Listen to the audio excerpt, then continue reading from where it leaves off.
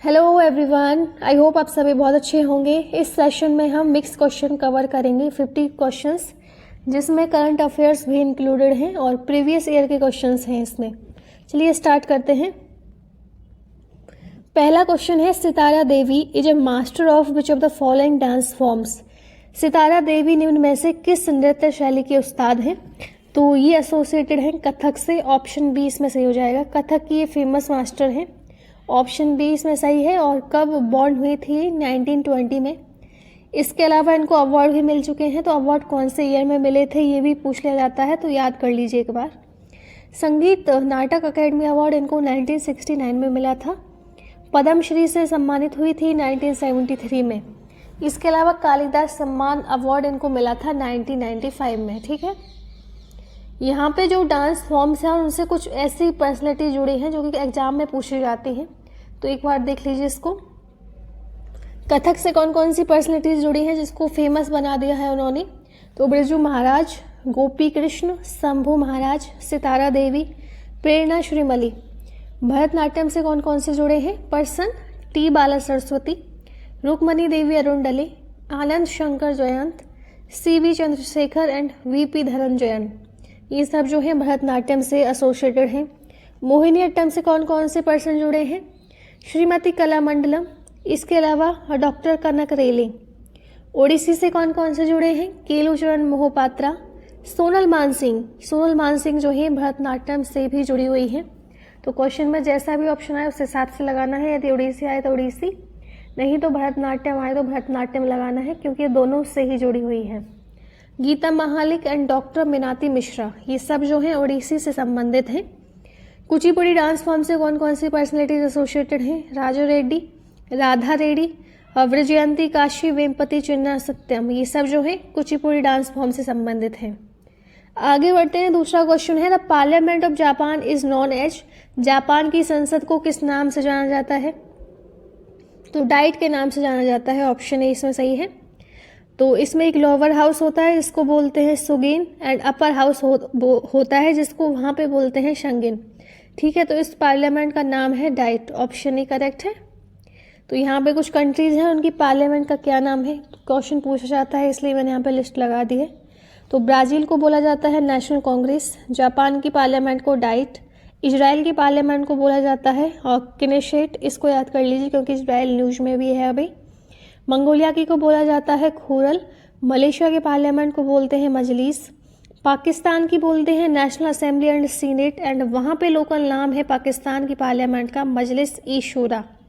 Spain की को बोलते हैं क्रोट्स, एंड ताइवान की पार्लियामेंट को बोलते हैं युआन।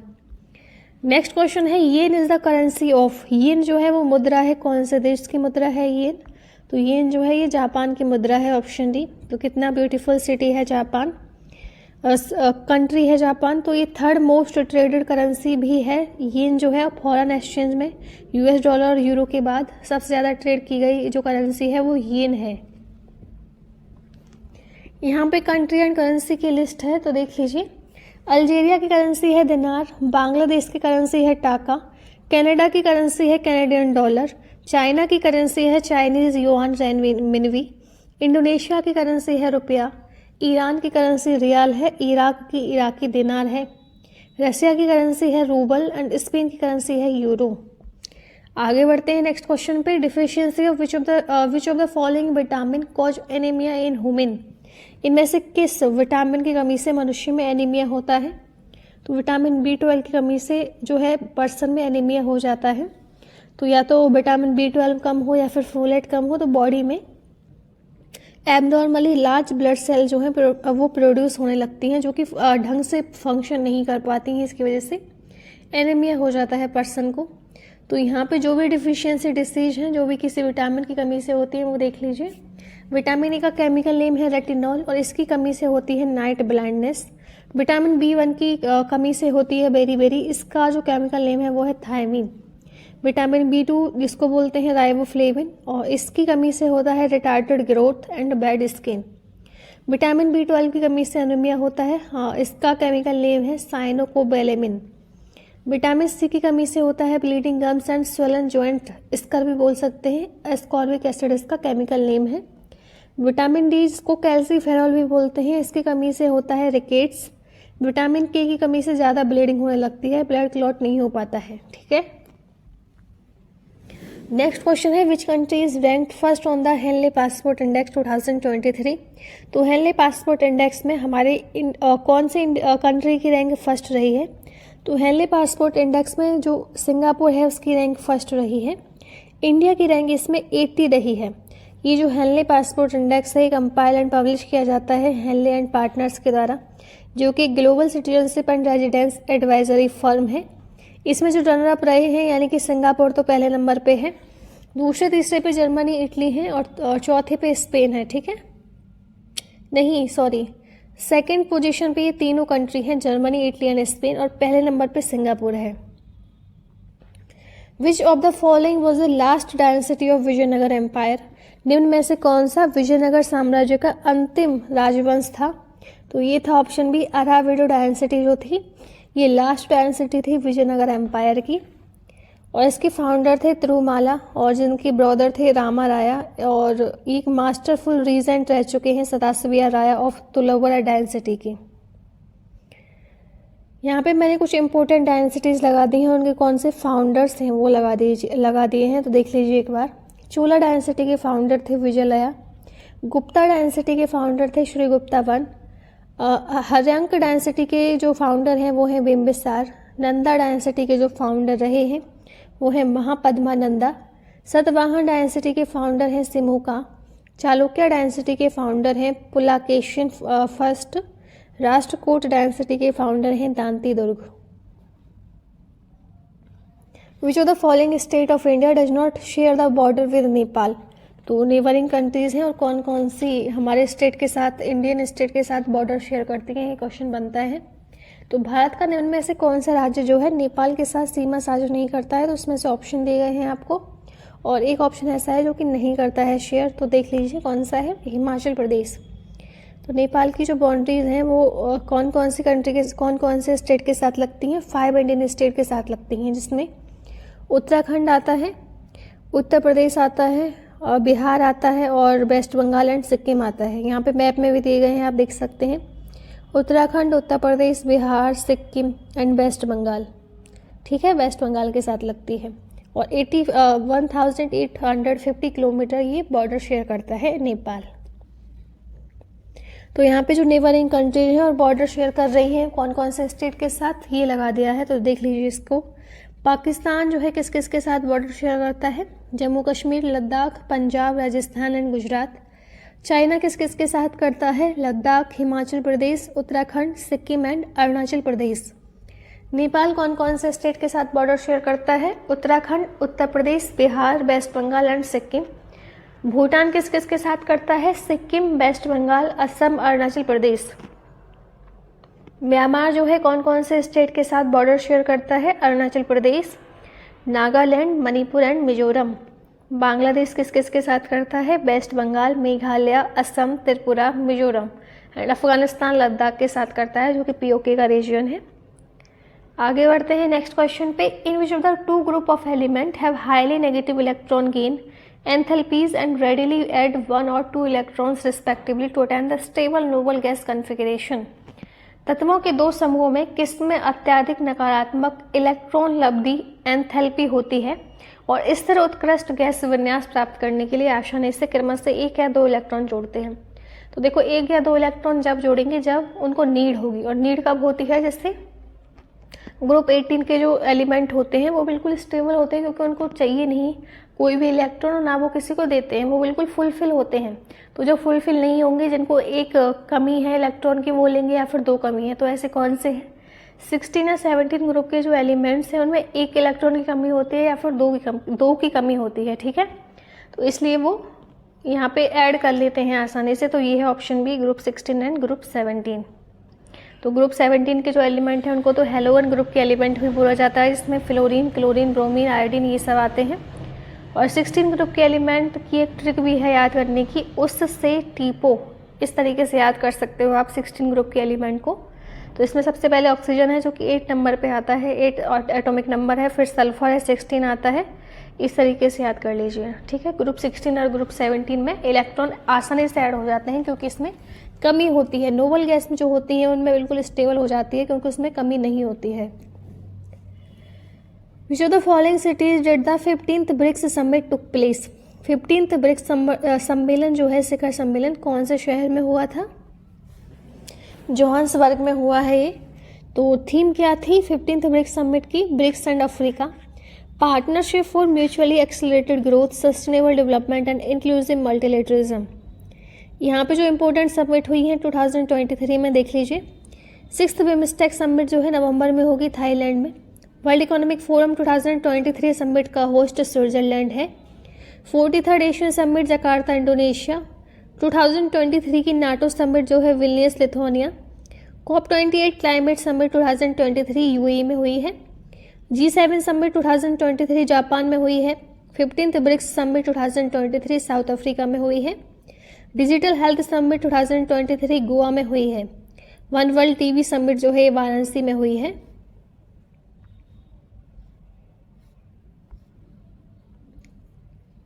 नेक्स्ट क्वेश्चन है, who is responsible for the administration of a union territory which do not have their on elected legislative assembly? तो उस केंद्र शासित प्रदेश के प्रशासन के लिए कौन जिम्मेदार है जिसकी अपनी निर्वाचित विधानसभा नहीं है?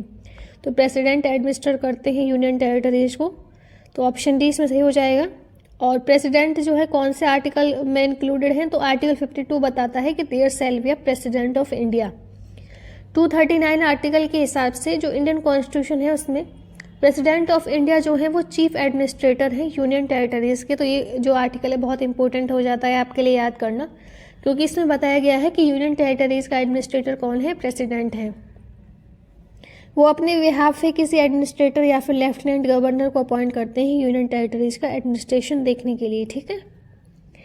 Panama canal connects, Panama canal किसको जोड़ती है? तो पनामा कैनल जो है अटलांटिक ओशन और पैसिफिक ओशन को कनेक्ट करती है। तो यहाँ पे आप मैप में देख सकते हैं, ये रही पनामा कैनल और ये कनेक्ट कर रही है अटलांटिक ओशन और पैसिफिक ओशन को, ठीक है। ये रहा पैसिफिक, ये रहा Atlantic ocean.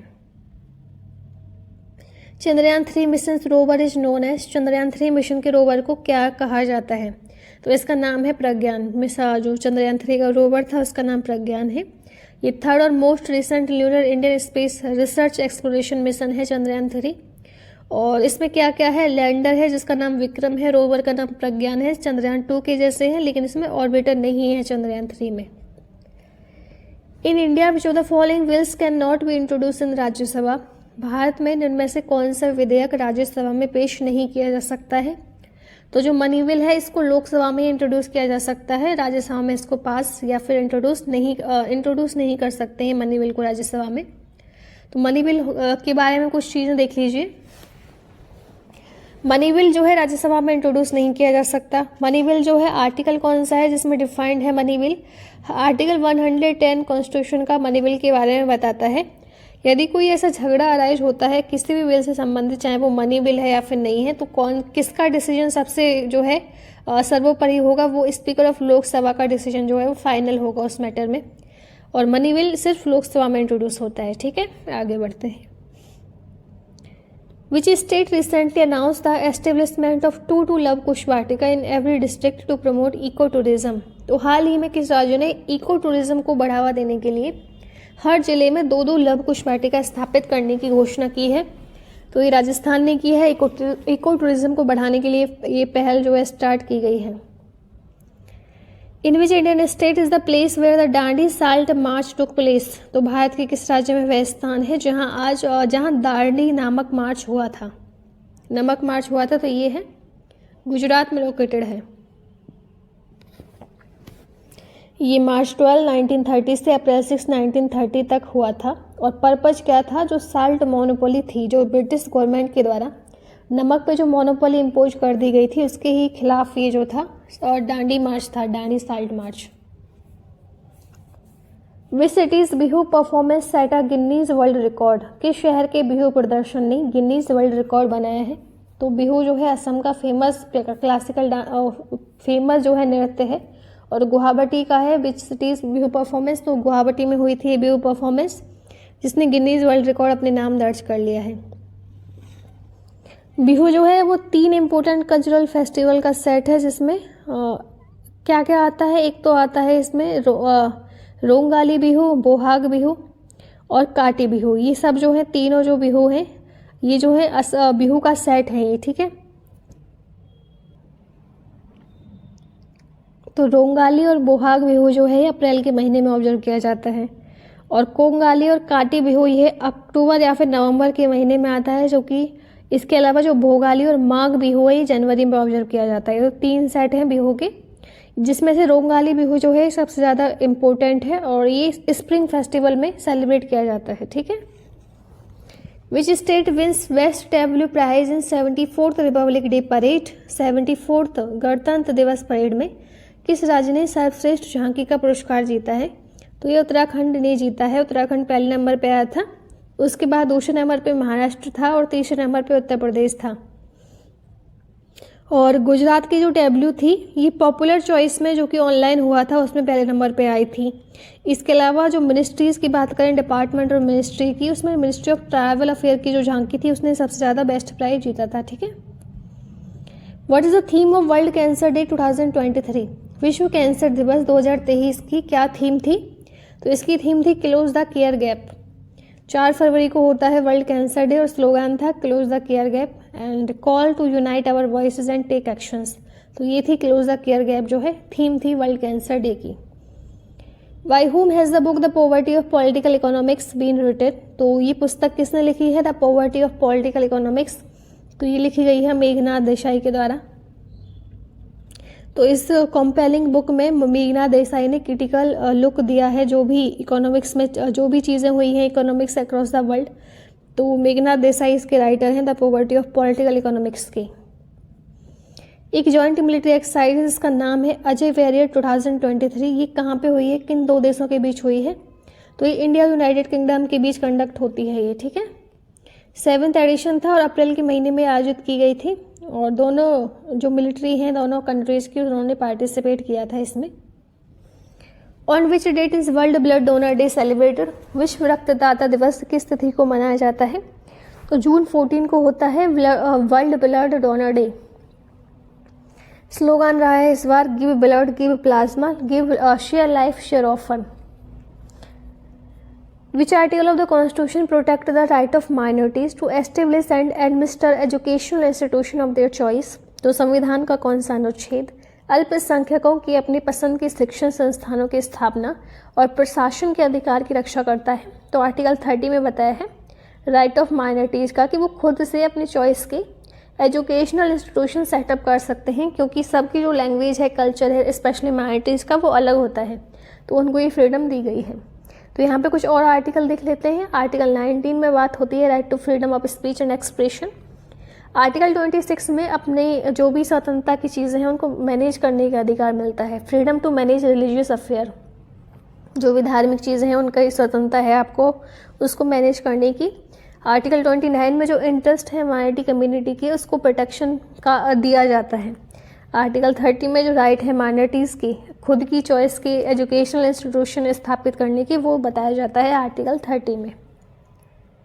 Which state achieved 100% coverage under प्रधानमंत्री जनधन योजना। तो किस राज्य ने प्रधानमंत्री जनधन योजना के तहत 100% कवरेज हासिल किया है।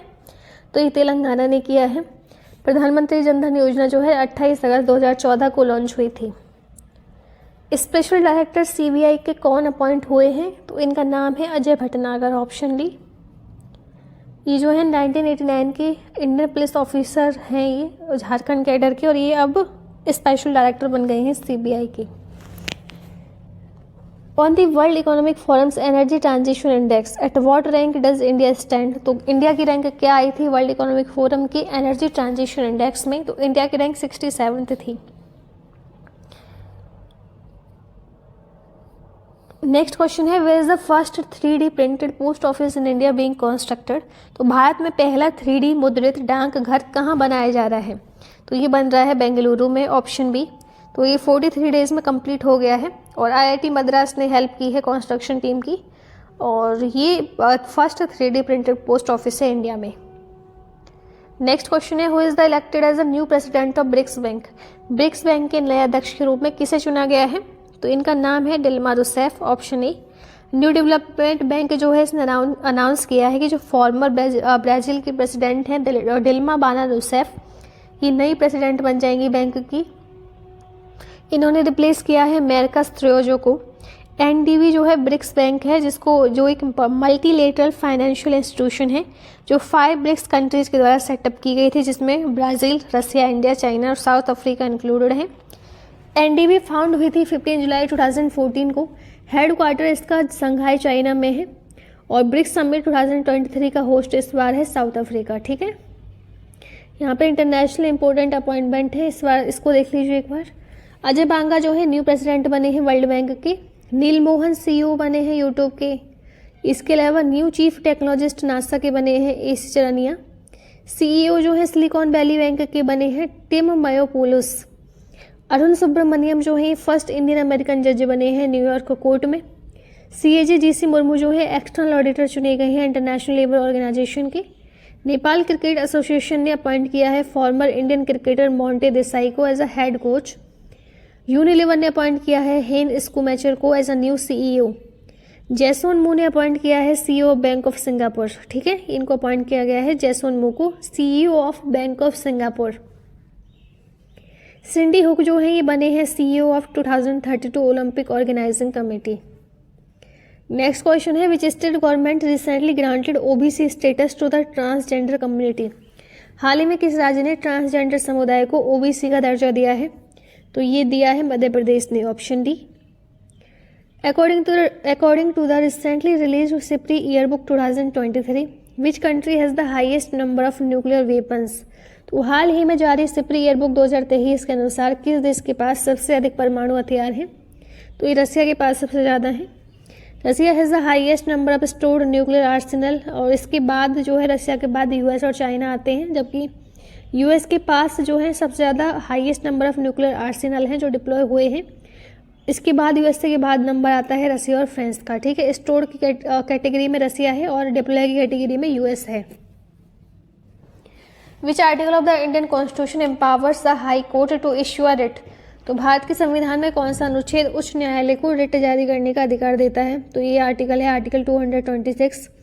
आर्टिकल 32 के अंतर्गत सुप्रीम कोर्ट कर सकता है और 226 के अंतर्गत जो है हाई कोर्ट जो है इश्यू कर सकता है writ.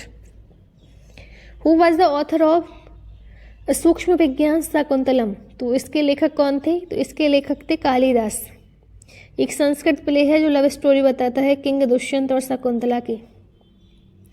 Which part of the constitution of India reflect the fundamental duties. तो भारत के संविधान का कौन सा भाग मौलिक कर्तव्यों को दर्शाता है? तो पार्ट 4 ए में बात होती है फंडामेंटल ड्यूटीज की। तो आर्टिकल 51 ए में बात होती है फंडामेंटल ड्यूटीज की, जो आता है under part 4 A of the constitution.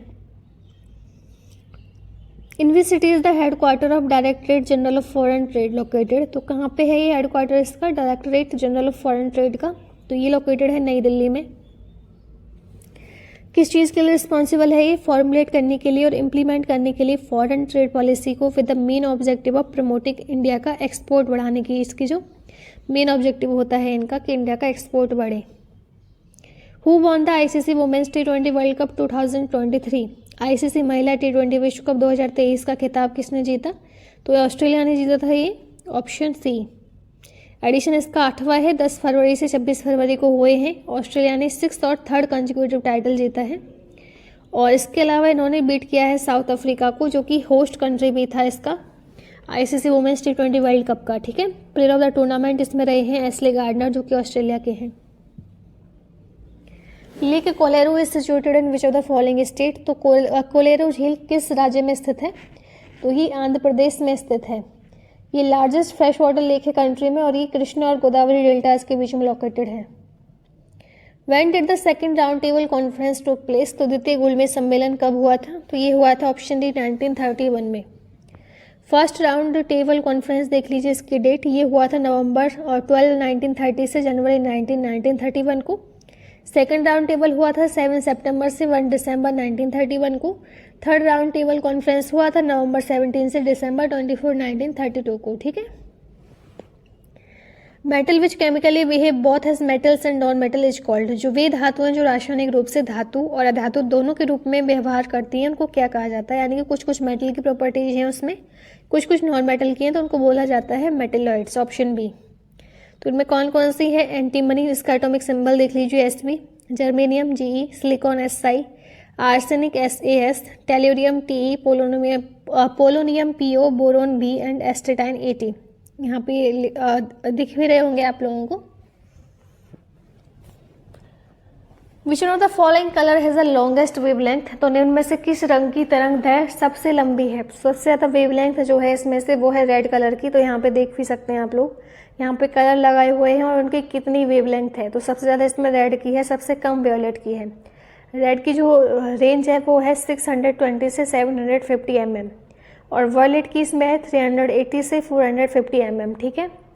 दूसरे नंबर पे ब्लू आता है इसमें और पहले नंबर पे वायलेट आता है सबसे शॉर्ट में, और सबसे जो ज़्यादा है वो रेड की है। ठीक है, याद कर लेना। Who has been appointed as the director general of border security force. तो सीमा सुरक्षा बल के महानिदेशक के रूप में किसे नियुक्त किया गया है। तो ये चुने गए हैं नितिन अग्रवाल। Option A. तो नितिन अग्रवाल जो है 1989 के केरल कैडर के IPS ऑफिसर हैं। ये नए डायरेक्टर जनरल चुने गए हैं बॉर्डर सिक्योरिटी फोर्स के। इन्होंने रिप्लेस किया है पंकज कुमार सिंह को। जॉर्जी गोस्पोडिनोव जो हैं जिन्होंने इंटरनेशनल बुकर प्राइज जीता है, कौन सी कंट्री को बिलोंग करते हैं। तो ये हैं बुल्गारिया से। बुल्गारिया के ऑथर हैं। Option B. December 1 is celebrated as the throughout the world. 1 दिसंबर को दुनिया भर में किस रूप में मनाया जाता है। तो वर्ल्ड एड्स डे के रूप में मनाया जाता है 1 दिसंबर को। और इसकी इस बार थीम थी 2022 में इक्वलाइज। ठीक है, 2023 में तो दिसंबर आएगा, 2022 में थीम थी equalize. Where will the world's third largest cricket stadium be built. विश्व का तीसरा सबसे बड़ा क्रिकेट स्टेडियम कहाँ बन रहा है। तो जयपुर राजस्थान में बन रहा है। Option D. Vedanta Hindustan zinc limited ने साइन किया है MOU राजस्थान क्रिकेट एसोसिएशन के साथ बिल्ड करने के लिए वर्ल्ड का थर्ड लार्जेस्ट क्रिकेट स्टेडियम, जो कि जयपुर में बन रहा है। ये जो स्टेडियम है नेम होगा after Anil Agrawal international cricket stadium Jaipur. और वर्ल्ड का लार्जेस्ट कौन सा है, फिर नरेंद्र मोदी स्टेडियम है। सेकंड कौन सा है जो लार्जेस्ट है, वो है मेलबर्न क्रिकेट ग्राउंड। ठीक है, तीसरा ये बन जाएगा। ASEAN is headquartered at. ASEAN का मुख्यालय कहाँ पे स्थित है। तो ये है जकार्ता इंडोनेशिया में। Option B. तो एशियान जो है वो पॉलिटिकल और इकोनॉमिक यूनियन है 10 स्टेट का in the south east Asia. Headquarter इसका जकार्ता इंडोनेशिया में है। Reserve bank of India is headquartered at. भारतीय रिजर्व बैंक का मुख्यालय कहाँ पे है। तो ये है मुंबई में। Option C. एस्टेब्लिश हुई थी ये 1 अप्रैल 1935 को। गवर्नर इसके शक्तिकांत दास हैं। How many people are honoured with the Padma Vibhushan in the year 2023। वर्ष 2023 में कितने लोगों को पद्म विभूषण से सम्मानित किया गया है। तो ये 6 लोगों को किया है, 6 लोगों को किया गया है। और 6 लोगों को पद्म विभूषण मिला है, 9 को पद्म भूषण मिला है, 91 को पद्मश्री मिला है, टोटल 106 जो है और ये अवार्ड जो है डिस्ट्रीब्यूट हुए हैं। Under whose presidentship the first session of Indian national congress took place in Bombay. तो भारतीय राष्ट्रीय कांग्रेस का पहला अधिवेशन किसकी अध्यक्षता में बम्बई में हुआ था। तो ये WC बनर्जी की अध्यक्षता में हुआ है। फाउंडर हैं जो नेशनल कांग्रेस के, इंडियन नेशनल कांग्रेस के फाउंडर हैं A.O. ह्यूम। फाउंड हुए थे इंडियन नेशनल कांग्रेस 28 दिसंबर 1885 को। World trade organisation came into existence in. तो विश्व व्यापार संगठन कब अस्तित्व में आया था। तो ये आया था 1995 में। फॉर्मेशन हुआ था 1 जनवरी 1995 को। हेडक्वार्टर जेनेवा स्विट्जरलैंड में है। डायरेक्टर जनरल है वर्ल्ड ट्रेड ऑर्गेनाइजेशन के Ngozi Okonjo Iweala. The sculpture with the 3 faces of Brahma Vishnu and Mahesh known as Trimurti appears in. तो ब्रह्मा विष्णु और महेश की 3 चेहरों वाली मूर्ति जिसे त्रिमूर्ति के नाम से जाना जाता है कहाँ दिखाई देती है। तो एलिफेंटा केव्स में आपको देखने को मिलेगी। Option D. एलिफेंटा जो केव्स हैं कलेक्शन है केव टेम्पल्स का, जो कि डेडिकेटेड है हिंदू गॉड शिवा को, और इनको यूनेस्को वर्ल्ड हेरिटेज साइट में भी डिजाइनेट कर लिया गया है। River which flows between Vindhya and Satpura range is called. तो विंध्या और सतपुरा रेंज के बीच में से जो नदी है वो फ्लो करती है वो कौन सी है। तो वो है नर्मदा। नर्मदा जो है largest west flowing peninsular river है इंडिया में। नर्मदा रिवर ऑरिजिनेट होती है from the north eastern part of Satpura range और इसको लाइफलाइन भी बोला जाता है मध्य प्रदेश और गुजरात की को, क्योंकि ये वहाँ पे बहुत ज़्यादा वाटर सप्लाई करती है। ये जो रिवर है ये विंध्या और सतपुड़ा रेंज के बीच में फ्लो करती है और ये ट्रेडिशनल बाउंड्री बनाती है नॉर्थ इंडिया और साउथ इंडिया के बीच में। सरदार सरोवर जो डैम है वो नर्मदा नदी के तट पर ही बना है और ये अरेबियन सी में ड्रेन हो जाती है through the gulf of Khambhat. Indira Sagar dam जो है नर्मदा नदी के तट पर कंस्ट्रक्टेड है। कान्हा नेशनल पार्क जो है ये सिचुएटेड है on the banks of Narmada river. Jabalpur city भी जो है नर्मदा नदी के तट पर बनी हुई है। तो इतने सारे फैक्ट्स यहाँ पे नर्मदा नदी के ऊपर लिखे हुए हैं, देख लीजिए। Law of genetics were discovered by, तो आनुवांशिकी के नियमों की खोज किसके द्वारा की गई थी? तो जी मंडल के द्वारा की गई थी, गेगोर मंडल के द्वारा। तो जो मंडल के जो लॉज हैं इसमें इंक्लूड है law of dominance and uniformity, law of segregation and law of independent assortment. ये सब जो है सेट है एक मंडल के लॉ का, लॉ ऑफ जेनेटिक्स का। Economic survey is published by, तो आर्थिक सर्वेक्षण किसके द्वारा प्रकाशित किया जाता है? तो मिनिस्ट्री ऑफ फाइनेंस इसको पब्लिश करता है। ये प्रिपेयर किया जाता है economic division of department of the economic affair के द्वारा, जो कि पार्ट है फाइनेंस मिनिस्ट्री का। ठीक है, ये क्वेश्चन आप सब लोगों के लिए, इसका कमेंट में सही उत्तर बताना है आपको। कोलेरू झील जो है कौन से राज्य में स्थित है? आंध्र प्रदेश, तेलंगाना, तमिलनाडु, असम। इसी के साथ ये वीडियो कंप्लीट होती है। वीडियो को लाइक कीजिए एंड चैनल को subscribe. Thank you so much for watching this video.